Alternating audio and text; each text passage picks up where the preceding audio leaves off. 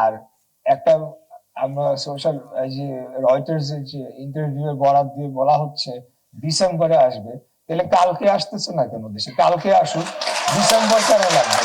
তাদের যদি এতই এতই যদি তাদের শক্তিমত্তা এতই গ্রহণযোগ্যতা থাকে, তাহলে তো আগামীকালকেই চলে আসার কথা। এগুলা কেবলমাত্র সেফ বাদ কা বাদ। তারা তাদের রাজনৈতিক যেহেতু সব দিক থেকেই পরাজিত হয়ে গিয়েছে, কিন্তু তাদের যে নেতা কর্মীরা বা নেতারা, তাদের তো ব্যবসা প্রতিষ্ঠান, বিভিন্ন সম্পদ বাংলাদেশের ভেতরে রয়ে গিয়েছে। সেগুলোর চিন্তায়, সেগুলো রক্ষার জন্যই তারা তাদের রেলেভেন্সি রাখার জন্য তারা তো ইররেলেভেন্ট হয়ে যাচ্ছে দিন দিন। তারা যাতে পলিটিক্যালি রেলেভেন্ট থাকে সেই জন্য কিছু এই ধরনের বক্তব্য দিয়ে, এবং তাদের এখানকার যারা ফলোয়াররা আছে তাদের মনে কিছুটা আশার সঞ্চার, যেটাকে আমরা আমাদের ভাষায় বলি যে মূলা ঝুলানোর মতো একটা।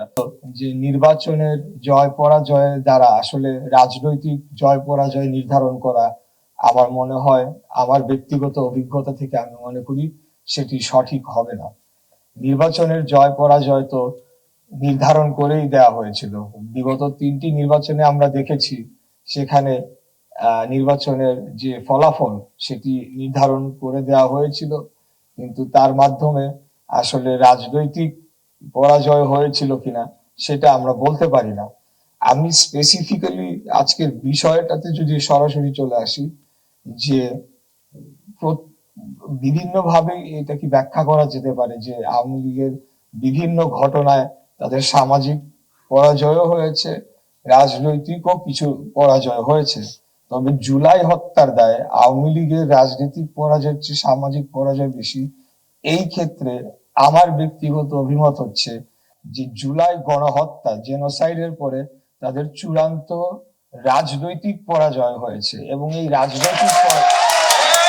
রাজনৈতিক পরাজয়ের মাধ্যমে তাদের সামাজিক, অর্থনৈতিক এবং আন্তর্জাতিক গ্রহণযোগ্যতা, জনগণের কাছে গ্রহণযোগ্যতা, নৈতিক সমস্ত কিছুর পরাজয় ঘটে গিয়েছে, যেগুলা আগেও ঘটেছে, কিন্তু জুলাই গণহত্যার মধ্য দিয়ে তাদের চূড়ান্ত পতন ঘটেছে। তো আমি আরো কিছু কথা বলতে চাচ্ছিলাম, তো বলবো না, আমার মনে হয় যে এখানে পক্ষপাতিত্ব হয়ে যাবে আসলে। এটা আহ, তবে যেটি বলছে নির্বাচনের ফলাফল ও রাজনৈতিক অর্জন দুটি এক নয়। রাজনৈতিক অর্জন কি হয়েছিল যখন 2014 সালের নির্বাচনে ফলাফল আওয়ামী লীগ তার পক্ষে নিয়ে গিয়েছিল? মোটেই না। 2018 সালেও তাই, 2024 সালেও তাই। তো সেই ক্ষেত্রে আমি বলবো যে আহ সামাজিক ভাবেও এখন আওয়ামী লীগ পুরোপুরি কি পরাজয় তাদের হয়েছে? বিভিন্ন জায়গায় কি তাদের এখন সামাজিক অবস্থান লুকায়িত থাকলেও কি তারা কি এখনো নেই? সেটা কালচারাল অঙ্গন বলেন বা ব্যবসায়িক অঙ্গন বলেন, বিভিন্ন জায়গায় তো তারা এখনো তাদের যারা দোসর, যে শব্দটাকে আমরা টার্মিনোলজি ইউজ করি, সরাসরি দল করতেন না, সামাজিক ভাবে তো বিভিন্ন ভাবে তাদের অবস্থানটা রয়ে গিয়েছে।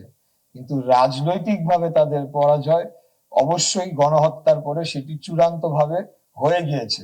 এখন রাজনৈতিক ভাবে তারা কি আবার ফিরে আসতে পারে কিনা সেই সম্ভাবনাটা কিন্তু পুরোপুরি উড়িয়ে দেওয়া যায় না, যার কারণে আমাদেরকে অত্যন্ত সতর্ক ভাবে আগামী দিনের রাজনীতিটি পরিচালনা করতে হবে।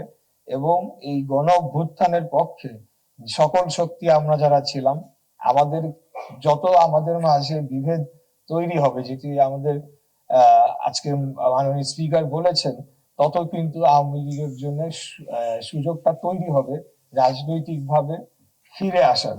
তো সেটা আমরা কোনোভাবেই হতে দিতে পারি না, হতে দেওয়া যাবে না।